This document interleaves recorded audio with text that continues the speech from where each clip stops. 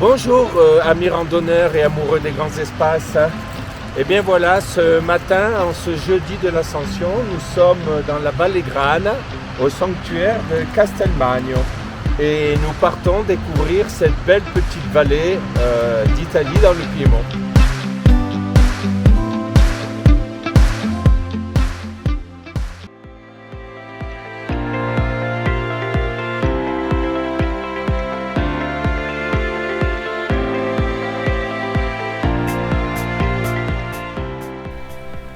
Pour cette première randonnée en boucle, nous partons directement de notre spot au lieu dit Chiappi, juste en dessous du sanctuaire de San Magno. C'est par il Camino de San Magno que nous redescendons sur 500 mètres de dénivelé la vallée de la Grana, en traversant les Tetti Chiotti, puis Neirone supérieur et Neirone inférieur, avant d'arriver à Campomolino. C'est de ce point que nous allons faire les 1100 mètres de dénivelé de la journée, en remontant tout d'abord le torrente Narbona jusqu'au village abandonné du même nom, et poursuivrons par la combe de Narbona jusqu'à atteindre le Passo delle Crocette, puis le Monte Crocette à 2192 mètres d'altitude. Nous restera plus qu'à plonger ensuite sur le sanctuaire de San Magno et retrouver notre lieu de départ.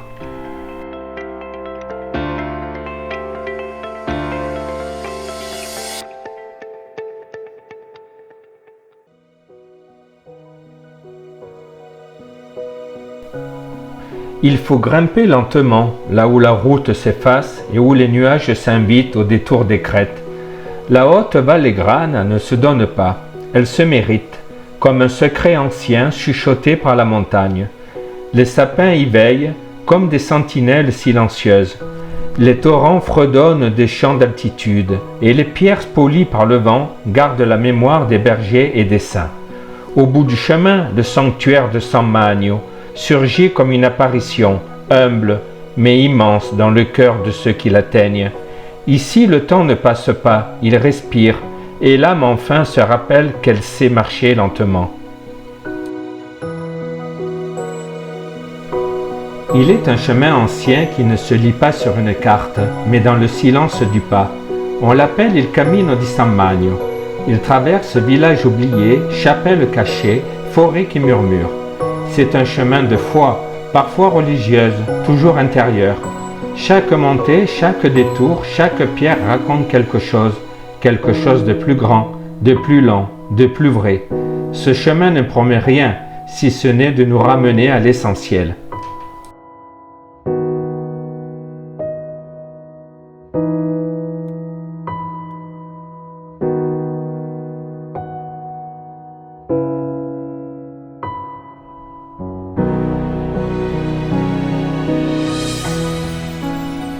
Casa Narbona est née du respect du lieu, des morts, des vivants, du vent. Ici on ne construit pas, on restaure, on recoue, on murmure. Pas d'écran, pas de bruit, mais du feu, du pain, des histoires. Casa Narbona n'est pas un refuge, c'est un geste, un lien, une promesse faite à la montagne. On ne t'oubliera pas.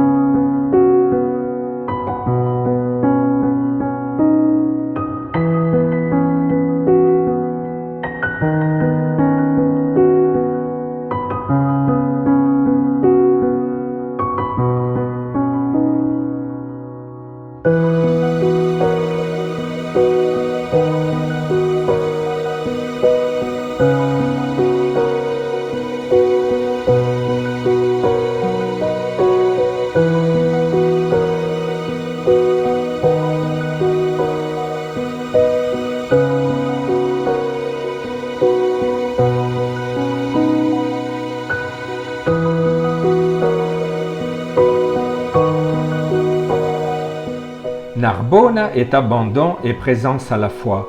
Les maisons s'effondrent lentement, mais certaines sont encore debout, comme figées dans le temps. On y trouve parfois des objets intacts, tables, outils, lits rouillés, crucifixes, comme si les habitants étaient partis en laissant tout derrière eux. La chapelle, malgré l'abandon, tient encore debout, tel un cœur battant dans le silence. Autrefois, Narbona était un village habité à l'année, malgré la rudesse du climat. On y trouvait une chapelle, des étables, des maisons d'habitation en pierre sèche, parfois à plusieurs étages avec des toits de lauze. Il aurait compté jusqu'à 70 habitants au XIXe siècle. Mais à partir du XXe siècle, comme dans beaucoup de hameaux alpins, l'exode rural et l'isolement ont vidé le village. La dernière habitante serait partie dans les années 50.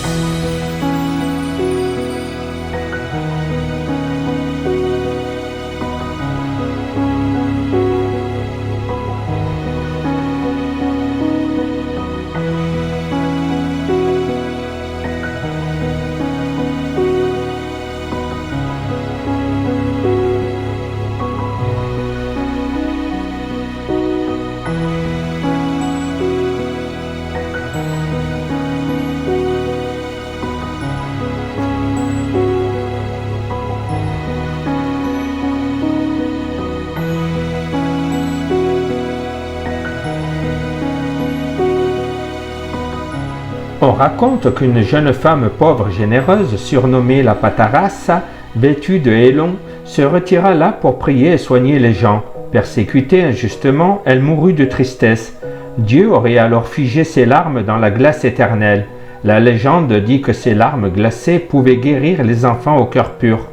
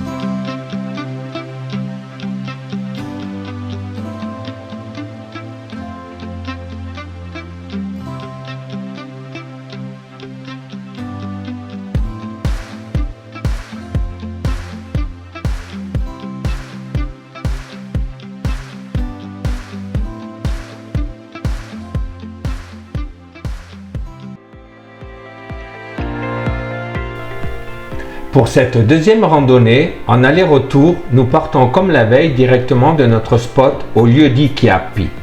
Direction le col Viribianca, puis par la Cornice Alta, atteindront le sommet du Monte Borel à 2287 mètres d'altitude.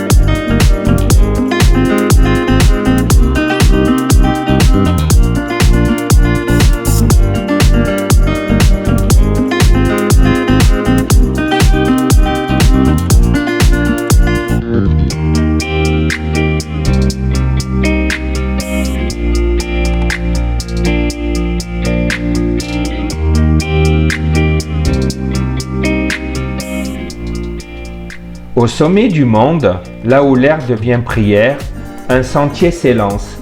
On l'appelle la Cornice Alta, la haute ligne.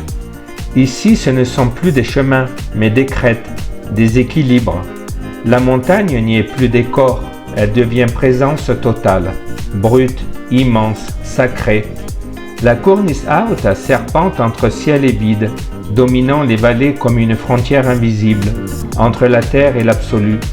Ce sentier n'est pas pour les pas pressés, il exige l'humilité, l'attention, le souffle lent, il récompense le silence. Là-haut, chaque pas est un battement de cœur, chaque pierre un souvenir, chaque regard un vertige. Sur cette ligne d'altitude, on ne marche plus, on contemple, on écoute, et l'on comprend sans mots que la montagne ne se conquiert pas, elle s'effleure.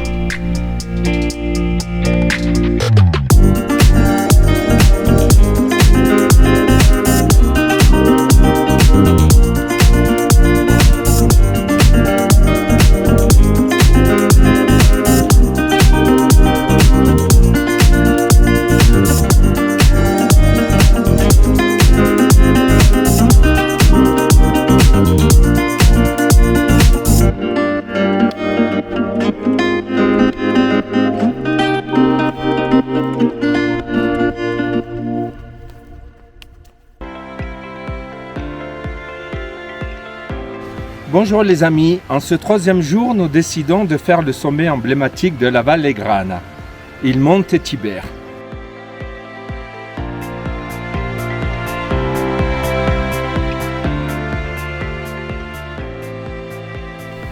Pour cette troisième randonnée, en boucle, nous faisons l'ascension du Monte Tiber. Il domine la haute Valle Grana, comme un roi sans couronne, comme un veilleur de pierre. Ses pentes l'été se couvrent d'herbe et de silence, et l'hiver il se drape de blancheur, immobile, presque sacré. Ceux qui montent jusqu'au sommet ne cherchent pas la victoire, mais la paix, car là-haut ce n'est pas la hauteur qui impressionne, c'est le silence absolu.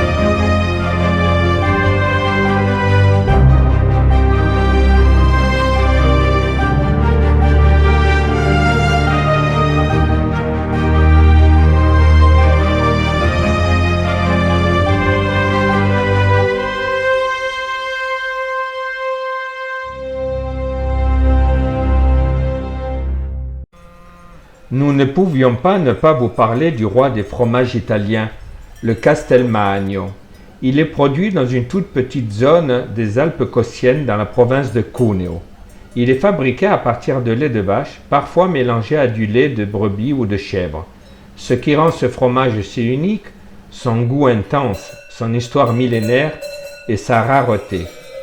Produit à plus de 1000 mètres d'altitude dans seulement 3 petites communes dont justement nous sommes, à Castelmagno, ce fromage est le fruit d'un environnement pur, de pâturage riche et herbes aromatiques et d'un savoir-faire ancestral.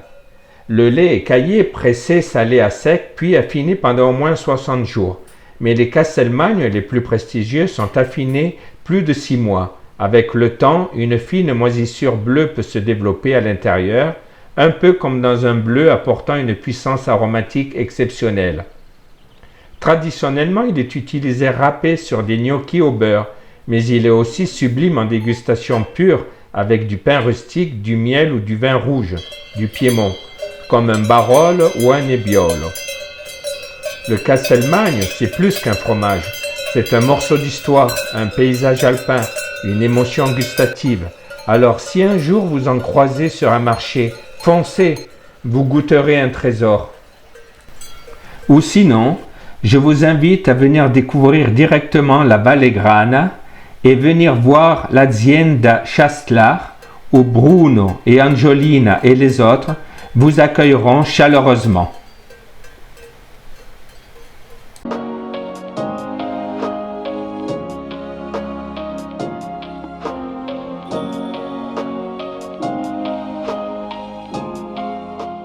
Ouvert seulement le week-end et le jour de fête, nous profitons de notre dernier jour pour visiter le sanctuaire de San Magno.